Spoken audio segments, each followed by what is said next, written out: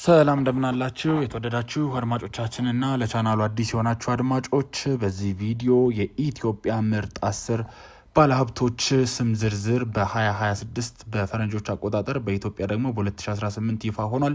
በተለይም ደግሞ ሁለተኛ ደረጃ ላይ የተቆናጠጡት ባለሀብት ብዙዎችን ያስገረሙ ሆኗል።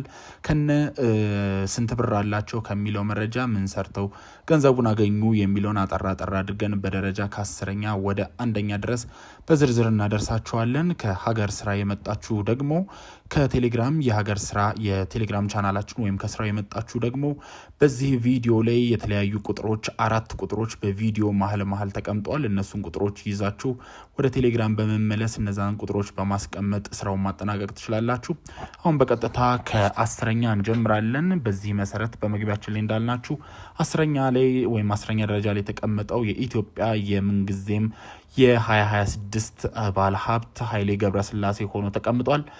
300 ሚሊዮን የአሜሪካ ዶላር እንዳለው ነው የታወቀው።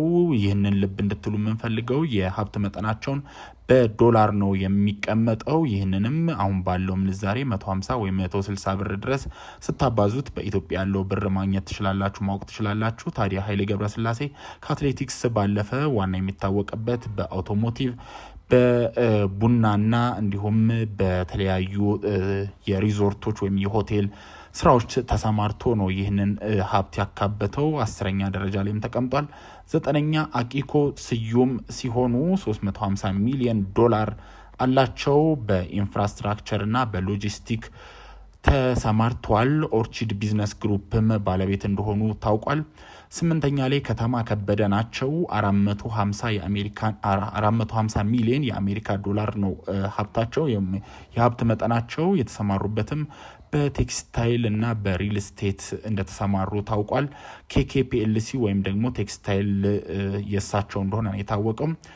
7ኛ ደረጃ ላይ የተቀመጡት ብዙአየሁ ታደለ ናቸው። 500 ሚሊዮን የአሜሪካ ዶላር ባለሀብት ናቸው። በኢትዮጵያ ማባዛት ትችላላችሁ። ታዲያ በማኑፋክቸሪንግ እና በሎጂስቲክስ ተሰማርተዋል። ኢስት አፍሪካን ሆልዲንግ እንዲሁ ድርሻ እንዳላቸው ታውቋል። 6ኛው ቴዎድሮስ አሸናፊ ናቸው። ወደ 700 ሚሊዮን የአሜሪካን ዶላር አላቸው። በኢነርጂ በነዳጅ እንዲሁም በተለያዩ ስራዎች ተሰማርተዋል። በአምቦ ሚኔራል ዋተር እንዲሁም የሳውዝ ዌስት ኢነርጂ ባለቤትም ናቸው። 5ኛ ደረጃ ላይ የተቀመጡት በላይነህ ክንዴ ናቸው። በአማራ ክልል ተወልደው በተለያዩ ስራዎች ተሰማርተው የሚገኙ ባለሀብት ናቸው። በብዙዎችም ይታወቃሉ። 1 ቢሊዮን የአሜሪካን ዶላር ሀብት እንዳላቸው ታውቋል።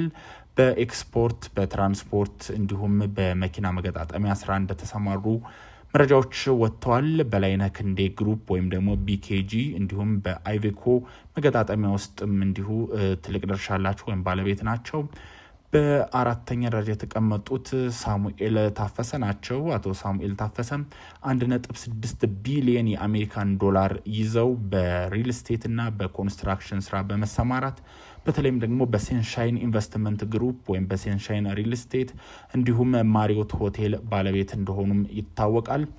በ3ኛ ደረጃ የተቀመጡት ኢዮብ ማሞ ናቸው። 2.5 ቢሊዮን የአሜሪካ ዶላር ባለሀብት ናቸው። በአሜሪካን ሀገር ነው የሚኖሩት። በፔትሮሊየም እንዲሁም በሪል ስቴት ተሰማርቷል።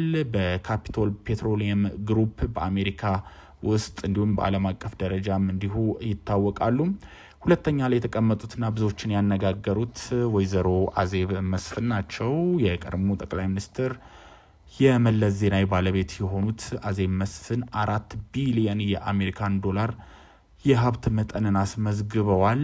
በኢፈርት እንዲሁም በተለያዩ ቢዝነስ ስራዎች ውስጥ የሚታወቁ ናቸው። በተለይም ደግሞ የሀገራችን ኢትዮጵያን በቀድሞ መለስ ዜናዊ በሚያስተዳድሩበት ጊዜ ይህ ሀብት ከሀገር እንደተሰበሰበም አንዳንድ ሀሜት መሰል ትችቶች ሲዘነዘሩ እንደነበር የሚታወቅ ነው። ሀሳባችሁን ስጡበት።